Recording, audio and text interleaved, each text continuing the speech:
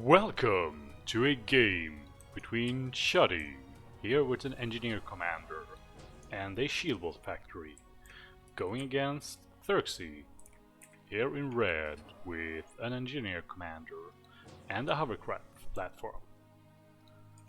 So therxyy requested this replay and he wondered how he would use his dagger and how he would deal with the shieldbolt mid-game, basically. And yeah, that's the thing, like dagger isn't that good of a unit against shield bots because bandits are pretty good at skirmishing against the daggers, and if daggers bandits on fight command will easily deal a lot of damage while retreating, and they turn fast, so they can skirmish pretty well against daggers since they turn so fast. It's hard to chase them down as well. They tend to fan out a lot, like if there's 5 bandits and you try to chase them down and focus fire them down, they tend to fan out quite well and prevent the and it makes it hard to run down individual bandits, and they take a lot of damage skirmishing against the daggers while they try to chase them. So daggers is a unit that you shouldn't make too much of against hovers.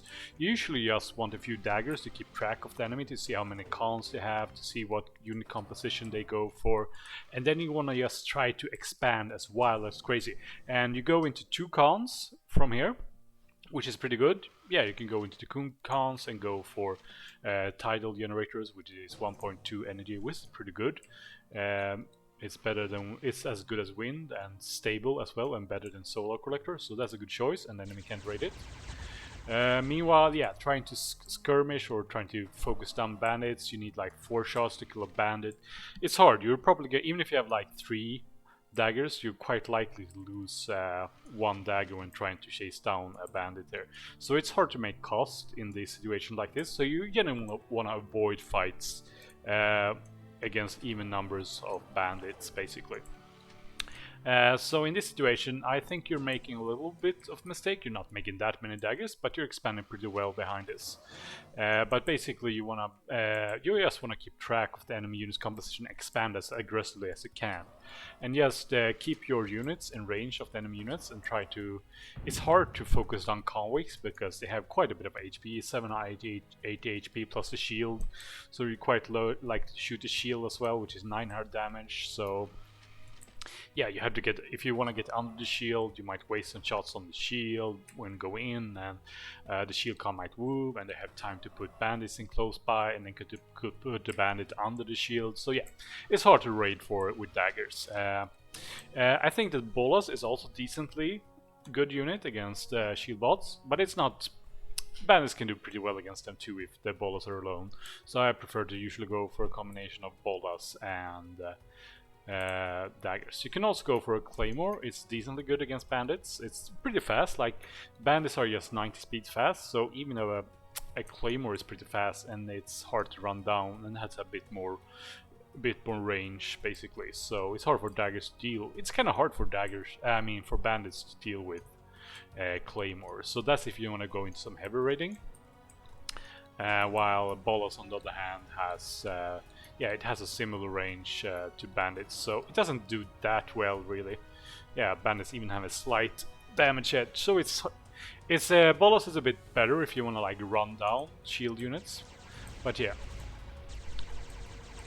And here you can see you're trading. You kill 1 bandit on edge, but you lose 1 daggers. So yeah, it's hard to make good trades against bandits, basically.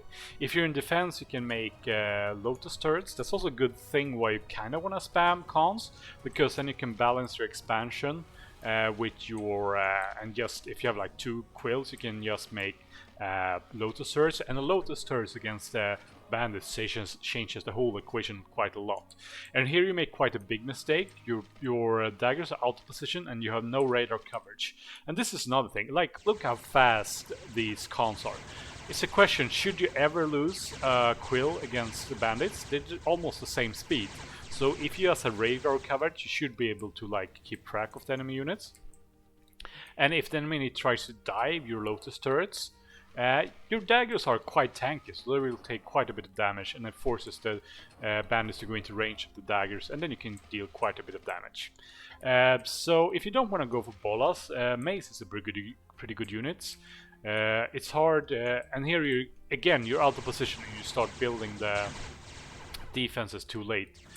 You have some units, you could try to send your commander back, expect the enemy to pincer them so the enemy can't get up here. So that's another thing you could have done. You could have pulled the commander back here, but really you can see how like small mistakes you make here. You lose focus there, your daggers out of position, you don't go with your quills and build lotus turrets at the right place. These quills are fast, you can put them real on the front and then you can choose to retreat or build lotus turret to prevent these kind of situations. So that's a kind of big mistakes you're making here, and let them get enemy raid yourself.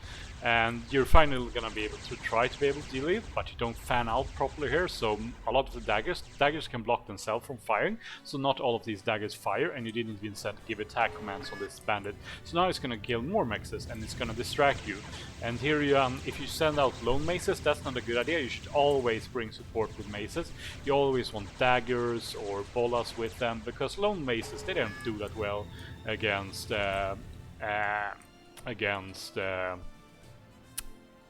bandits. So you can see that your attrition here is horrible. You lost quite a few units, mexes and everything. You kill a few mexes there with the mace and then you run back and face the shield bot. That's the right decision. But here you can see that you're already falling quite far behind. Like you saw that you could have a spike with your hovers and basically out-expand the enemy and even produce more. But then you let yourself get raided. Your quills here were out of position. They could have built the lotus turret earlier to help you to work in combination with your daggers and send your commander back here properly. So yeah, that's quite risky. Also sending this commander this far forward is also quite a bit risky without any support. You just have a few daggers there, and the enemy could have some like 10 bandits here quite quickly, or they can send the shield ball, and it forces you to defend the commanders. You also want to be careful how you push up against the enemy. Like the combinations of units you want to fear the most is like bandits and rogues. They're pretty good combo against hovers, so it's an annoying combination to deal with. And then also the shield ball also does really good against fence, so you want to be careful with how you expand towards the shield ball player, because if they get rogues it's hard to deal with for defenses, and if they get a shield ball that's also hard to deal with for defenses, so you want to be careful with how you push out on the map. And you can see here that you were doing fine until you basically mismanaged this situation here and didn't have your quills in a position and built a few lotus turrets in the right places to be able to prevent the bandits from overrunning your position. And then you let this bandit escape here quite a bit. Yeah, so it's quite a lot about positioning. Even if you're using bolas or daggers, you really want to be able to surround the enemy and focus them and make lotus turret in the right places. And then, like, you shouldn't have lost this quill. That's just unnecessary. You can always retreat quills in face of the enemy if you just have radar coverage, which you didn't have down here. And yeah, then it's just a game of like, yeah, this is a shield ball. You don't have the units here to deal with them. You have 3 maces, that should be enough. If they go in too far, then you can surround it, and you also have these halberds, but Chudy is smart enough to not overcommit into this. So you kind of want to shadow your enemy's position with your maces and halberds. Halberds is also a good unit to make against them. And you can even raid, because yeah, halberds are pretty fast. They're even faster than bandits, so they can raid pretty well in the back line. But here again, you take this position, and what are you gonna do? You make like 3 lotus turrets to prevent yourself getting overrun from a shield ball. But this shield ball is getting stronger by the minute, and it's just gonna overrun this position. You should be retreating at the moment you saw the shield ball coming in, and you should have, if you don't know what his units are, you should have forward a dagger to keep track of the shield ball. Now your commander is caught out of position. You should have been retreating that earlier. You don't want to be caught out by shield ball, and all your units are in the wrong places to support. You're raiding a bit here, which is good, but still you're letting this commander get chased down. You don't quite have enough units to deal with this shield ball, but now you're finally coming. If your units had been in a better position, you wouldn't have lost your commander, you would have retreated, and now you can actually collapse on the shield ball like this.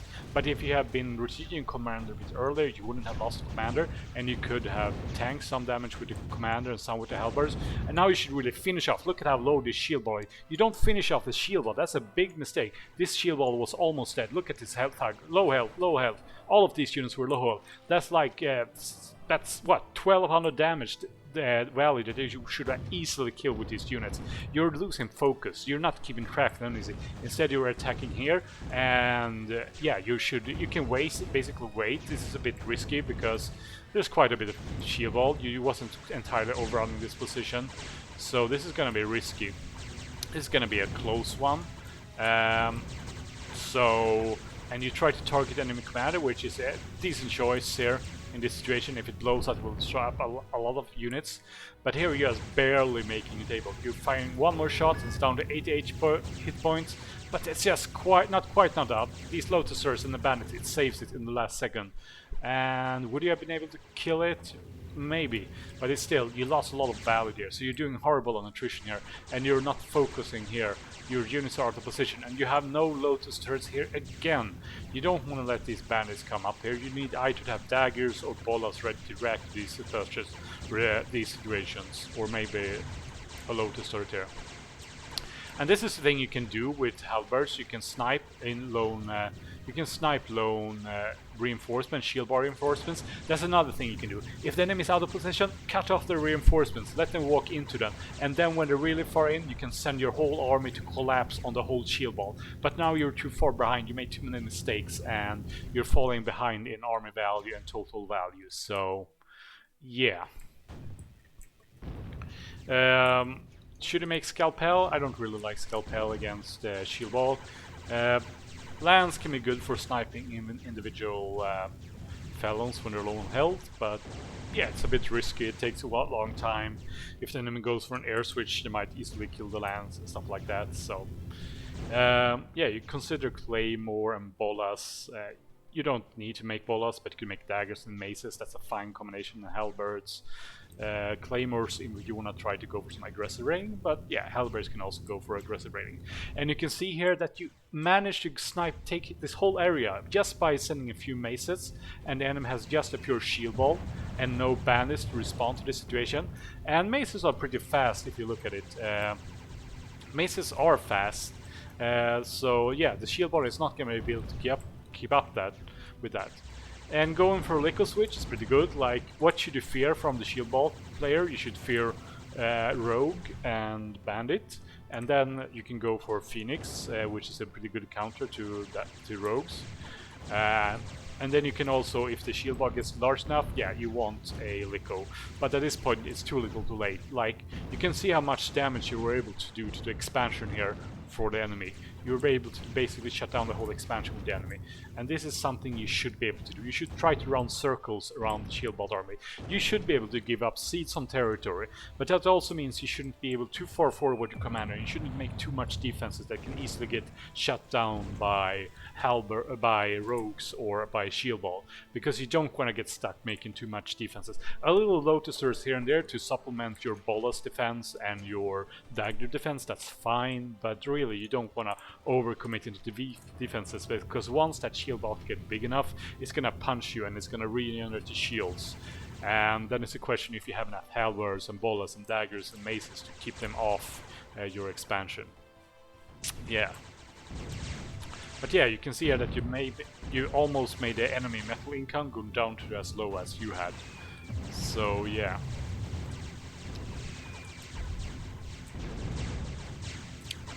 But yeah, but at this point it's too late.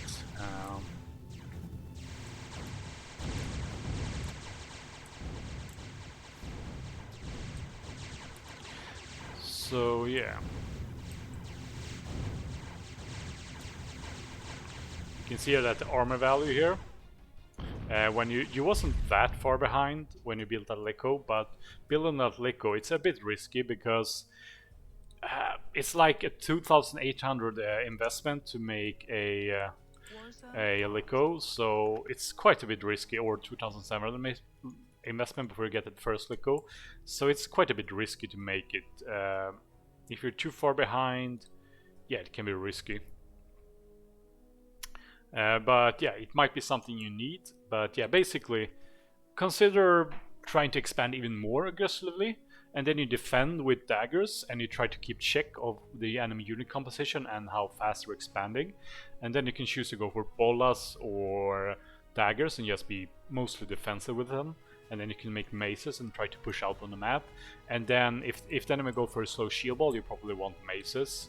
And then you can start running around with halberds. They're annoying to deal with because bandits aren't as fast as halberds and stuff like that. But yeah, you want to avoid direct engagements with the shield units in most cases, and you want to like you can see it builds a few Lotus turrets, but not too much. Avoid keeping your commander too far forward, or at least keep track of the enemy and be ready to collapse on the enemy. Always try to shadow the enemy's movement. You should basically rely on outmaneuvering the shield ball and outmaneuvering the bandits and everything they have, and you raid other positions and rogue, and then you basically, when the enemy goes into your defenses and you have a good surround, you retreat. If you don't have enough defenses, you just retreat your commander, you retreat your quills. Quills are fast, they can retreat, sacrificing a few Lotus turrets might be fine. And then when the enemy is too far in, you raid some other area, and then you can just send your whole army around and collapse on the enemy army when they're too far forward. Or you could try to snipe their reinforcements when they try to send out small shield balls and kill them with bolas or halberds or daggers and try to raid enemy expansions. So there's a lot you can do on a big map like this against shield ball. So those are my tips to you. Good luck and have fun!